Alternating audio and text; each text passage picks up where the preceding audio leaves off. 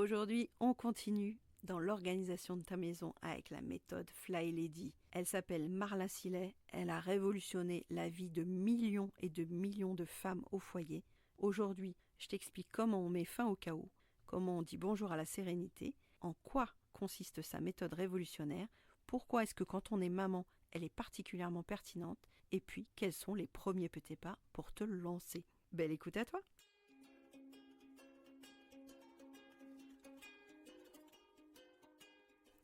Bonjour, bienvenue sur Les Petits Plus Zen, le podcast pour faciliter et savourer sa vie en famille.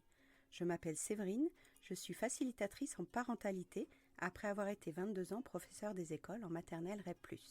Chaque semaine, je te propose ici des pistes et des thèmes approfondis sur la petite enfance, l'éducation et la communication pour que tu retrouves le plaisir des relations familiales sereines et épanouies.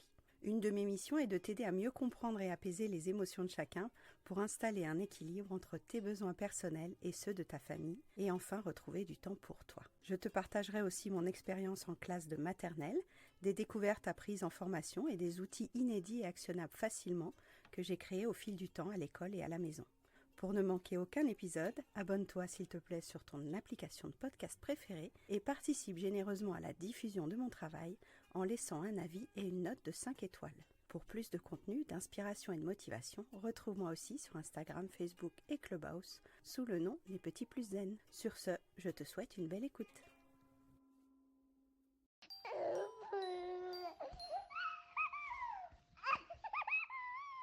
La méthode Fly Lady, ça a vraiment changé une partie de mon appartement.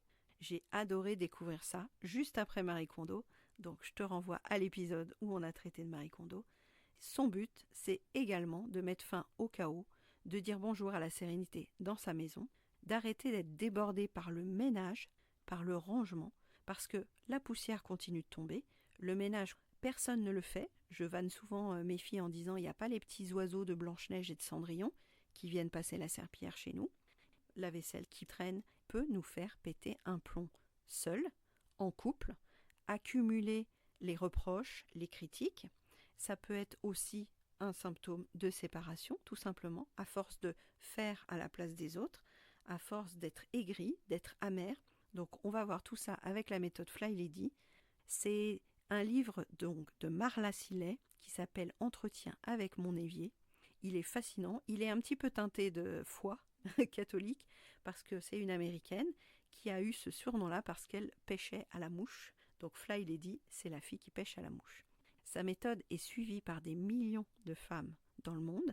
Il y a une centaine de groupes Facebook où les filles se motivent à avancer ensemble et à faire les petits pas chaque jour. Donc cette méthode, c'est une approche progressive, simple. Elle ne veut pas qu'on se décourage, elle ne veut pas qu'on se culpabilise encore plus de notre quotidien.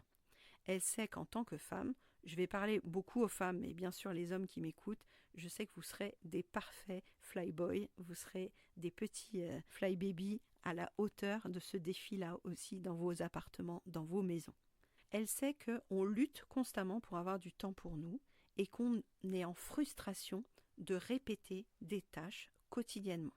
Alors il y a celles qui font un peu tous les jours, il y a celles qui attendent que ce soit vraiment sale pour s'y mettre, il y a les grands ménages de printemps. Elle a observé tout ça chez elle d'abord, et puis après chez ses amis, et elle s'est dit il doit y avoir une autre façon de faire. On va détailler un petit peu, c'est une approche assez ludique, je pense que tu peux te laisser entraîner parce qu'elle veut vraiment qu'on arrête de se faire brûler. Elle veut qu'on arrête de se cramer, qu'on se déprécie et qu'on ait envie finalement de partir de chez nous tellement on n'en peut plus. Et moi, ça m'est déjà arrivé de me dire, j'en ai marre de tenir la maison, j'ai envie d'aller à l'hôtel où c'est beau, propre, où c'est pas moi qui range, c'est pas moi qui nettoie. Donc la méthode, c'est pour maintenir une maison sans stress, pour maintenir une maison sans s'épuiser, on va commencer petit. Au début, c'est juste 15 minutes. Vraiment 15 minutes. Elle va mettre en place des routines, elle va mettre en place des petits pas, il y a 31 petits pas dans sa méthode, pour nous éviter de culpabiliser. Alors oui, la maison ne sera pas propre en une semaine, mais le but c'est d'ancrer cette méthodologie, ces petites actions, pour que le corps prenne l'habitude de le faire, que ça devienne une routine. On en a parlé beaucoup dans l'épisode 44, je te renvoie vers cette notion d'habitude et finalement de sérénité mentale, puisque ce qu'on a mis dans une routine n'est plus à décider, n'est plus à négocier avec nous-mêmes, on le fait habituellement, comme normalement te brosser les dents, tu n'as plus à y réfléchir, tu n'as plus à le décider, tu le fais spontanément. Donc, c'est pas pensé spécialement pour les mamans, mais j'avoue qu'en tant que maman, quand j'ai découvert cette méthode-là, ça a changé mon quotidien. J'étais encore solo avec Livna quand j'ai découvert cette méthode, et vraiment, ça a mis un gros coup de boost dans ma façon de voir ma maison. La première révolution dans cette méthode, c'est qu'on n'a plus besoin de tout gérer d'un coup. On n'a plus ces moments de up and down, on a moins de stress et on a plus d'efficacité. Le week-end, quand on se pose et qu'on voit que tout est sale, ce moment où on a envie de laisser tomber et d'allumer la télé, comme on a fait plein de petites actions au cours de la semaine, il y a moins d'accumulation de rangement, il y a moins d'accumulation de ménage. Comme il y a moins de pression, on a aussi plus de plaisir. Ça intègre de la bienveillance, ça intègre de l'autocompassion. Chaque petit progrès, c'est une victoire. C'est plus un échec si c'est pas fait. On fait l'urgent, on fait ce qui est prévu. Si jamais il nous reste un peu de temps, on peut commencer une nouvelle tâche. Le premier petit pas, c'est le titre de son livre, c'est l'évier. Tu vas commencer par observer ton évier de cuisine, c'est le centre de la maison, c'est le cœur de la cuisine, et tu vas le nettoyer, le briquer, le frotter, lui mettre un petit coup d'huile, le brosser avec ta brosse à dents, avec ton vinaigre, avec ton bicarbonate de soude, et ton évier va être nickel au premier jour. C'est uniquement cette tâche-là qu'elle te propose. Cet évier, une fois qu'il sera propre, donc il n'y a plus de vaisselle dedans, il brille sur les côtés, le robinet est rutilant, on a l'impression que tu viens d'acheter cet évier et ce robinet. Ta mission, ce sera uniquement de faire briller cet évier chaque soir.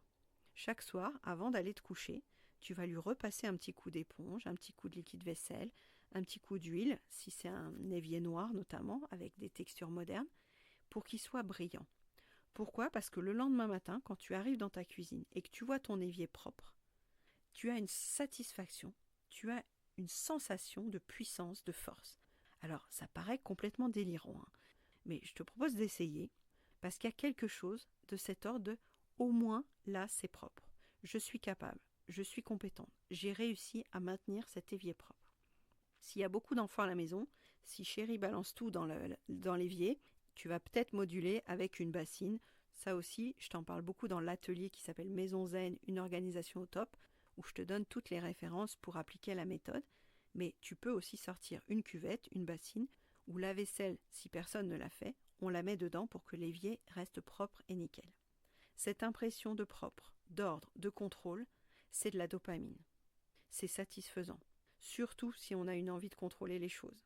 Parce que moi, j'ai cette tendance-là à vouloir garder une maison propre et au moins l'évier est nickel.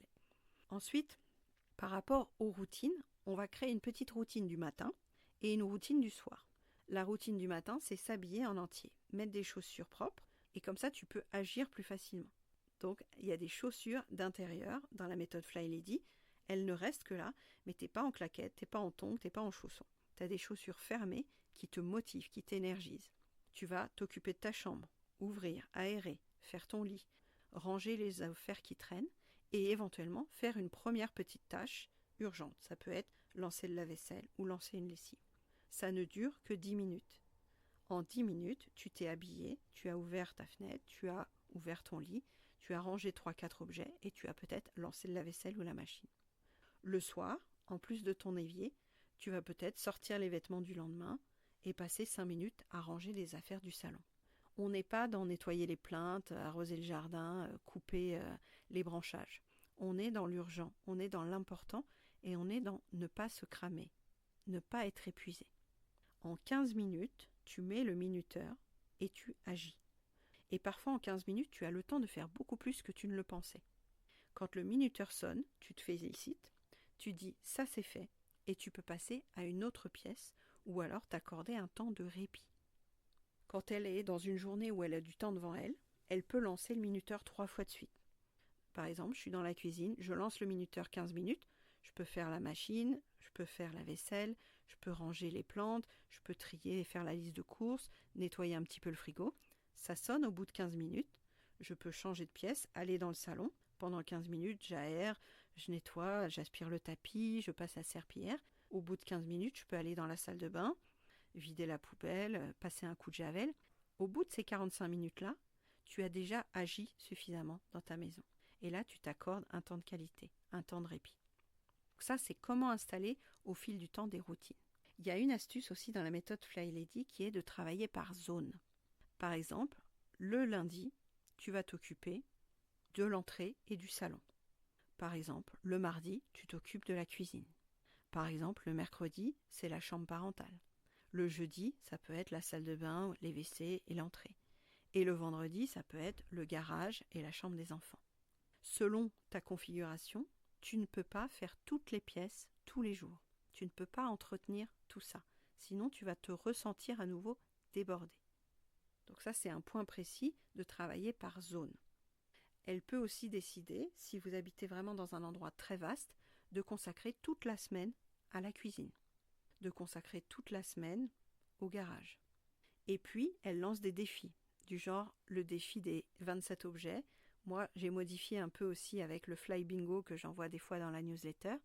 C'est, tu prends un sac plastique, tu fais le tour de la maison en 5 minutes et tu mets dans ton sac tout ce qui n'a plus besoin d'être là. Ça rejoint la méthode Marie Kondo aussi. Il y a moins d'objets, il y a moins de bazar, il y aura moins de ménage. Et dans le Fly Bingo, c'est tu décides pendant 1 heure. Moi, c'est souvent le samedi matin à la maison. On a des tâches à faire, on lance au chrono et puis on se répartit les tâches. Il y en a un qui fait les courses, il y en a un qui fait la vaisselle, il y en a un qui passe l'aspirateur, il y en a un qui fait la poussière, il y en a un qui trie les livres. On se lance des petits défis et quand l'heure est finie, on a vraiment beaucoup avancé sur ce Fly Bingo. Les bienfaits, c'est que comme la maison est plus rangée en continu, il y a moins de stress et d'agacement, c'est moins écrasant d'arriver le week-end parce que tout n'est pas à faire le week-end et on sait un peu quoi faire à l'avance. On a une carte, on a des zones à respecter. Donc il y a tout un protocole et une méthode que tu peux trouver dans son livre, que tu peux trouver dans les groupes Facebook, que je te détaille aussi dans l'atelier en ligne. Et cette sérénité, tu vas pouvoir la mettre à profit dans du temps de qualité avec toi. Parce que ce temps que tu gagnes, c'est du temps pour lire un livre, prendre un thé, c'est la méthode un peu anti-pétage de plomb. Avec tes enfants, tu peux l'installer aussi. Par exemple, ma fille a très vite commencé à étendre le linge sur le fil à linge, à trier ses livres, à trier ses vêtements. Je t'en ai parlé aussi dans l'épisode sur Marie Kondo. On peut faire du Fly Lady en famille. On peut faire du Fly Lady à l'école. On peut faire du Fly Lady au boulot. Tu peux trier, organiser, avoir une routine ménage et rangement facilement. C'est une méthode de productivité et une méthode de retour à soi à la fois.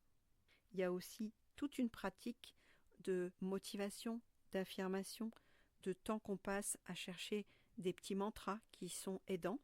C'est très proche aussi de ce qu'on fait en accompagnement parental parce que pour accueillir les émotions qu'on ressent face à notre maison, il y a aussi de la régulation émotionnelle, il y a aussi de la motivation, il y a aussi de l'engagement.